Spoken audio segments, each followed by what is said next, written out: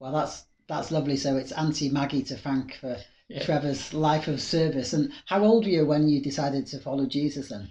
Well, there's a story behind how old I was, if I'm able to share it, really.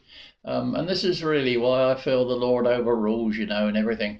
At this school where I was coming up to O levels, as it was then, and I was 15, and I took this notion that I wanted to become a Catholic. Well, if you've got mates who are Catholics, it rubs off on you, doesn't it?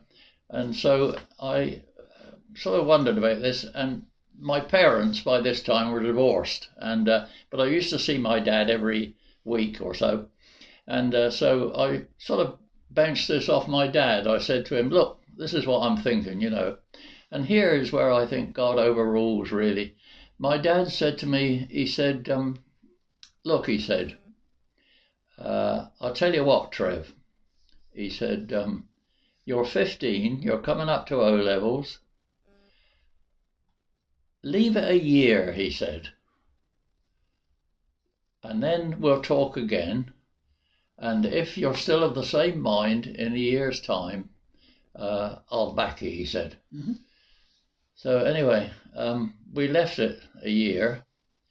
And 1 week before my 16th birthday, I was converted to Christianity. Now, how's that for the Lord's timing? That's what I've always said. I honestly believe that God is a master engineer of timing and engineering of our time and everything. Yeah, I do really. Anyway, I was converted, and I remember clearly walking home that night after that evening at church. I remember who was preaching, a man called Cameron, D.C. Cameron. What I don't remember is the actual scripture that he was preaching from, and it is 72 years ago, so I can be forgiven for that, I think. But I remember walking home, and as I was walking home, I looked up in the blue sky. I was walking across Southampton Common on the way home, looked up, and it was a lovely summer evening. I looked up at the blue sky, and I said to God, I said to the Lord, I said, "Well, that's it. It's all fixed up now." I said, "You can take me home if you want to." What a thing for a 16-year-old to say, isn't it, really? And of course he didn't, hence I'm sitting here today. But anyway, I went home, and I sort of told them at home, I suppose. There wasn't much reaction at home.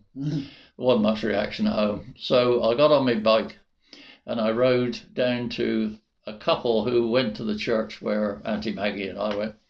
And this couple, I found out later, had been praying for me for years. And they were a lovely couple, and he was a man who drove a van, a delivery van for some grocer or somebody.